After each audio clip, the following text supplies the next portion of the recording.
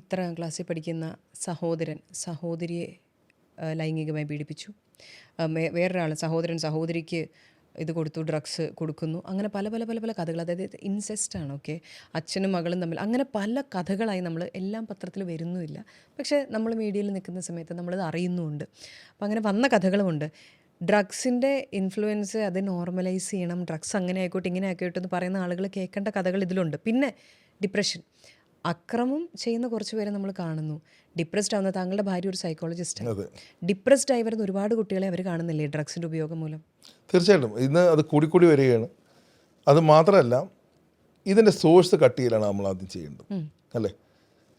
ഇപ്പം ഈ അടുത്ത കാലത്ത് ഇത് ഒരു ചർച്ചയായി, വാർത്തയായി, കുറേ കൊലപാതകങ്ങൾ നടന്നതിന് ശേഷം മാധ്യമങ്ങളത് വലിയൊരു വാർത്തയാക്കിയതിന് ശേഷം നമ്മുടെ നിയമപാലകർ സ്ട്രോങ് ആയിട്ട് ചെയ്യുന്നുണ്ട്.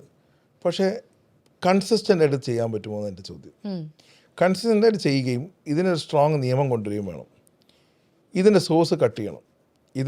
ഇത് ഇത്രയും ഫ്രീക്വൻ്റ് ആയിട്ട് ഈ ഫ്ലോ കേരളത്തിൽ വരുന്നതിനെ നിയന്ത്രിക്കണം. പുതിയ തലമുറയ്ക്ക് നമ്മൾ ഇത് ഉപയോഗിക്കുന്നവർക്ക് വളരെ വലിയ ശിക്ഷ കൊടുക്കേണ്ടി വേണം. കാരണം എന്നാൽ മാത്രമേ ഇതിൽ ആൾക്കാർക്ക് ഭയം ഉണ്ടാവുകയുള്ളൂ.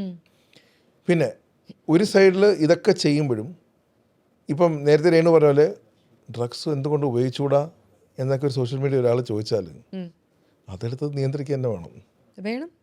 അല്ലെങ്കിൽ സോഷ്യൽ മീഡിയ കൊണ്ടുവരുന്നില്ലെങ്കിൽ നമ്മുടെ നിയമ സംവിധാനങ്ങൾ അതിനല്ലേ ഇവരേക്ക് വോട്ട് ചെയ്തൊക്കെ ജയിപ്പിച്ചേക്കുന്നത്. അതെ, അപ്പോൾ ആ രീതിയിലുള്ള നിയന്ത്രണം, നിയമ സംവിധാനം സ്ട്രോങ് ആയേ പറ്റൂ. അപ്പം എന്ത് സാധനവും മൈക്കിൽ കൂടെ വിളിച്ച് പറയാൻ പറ്റുന്ന ഒരു പ്രവണത നിർത്തണം.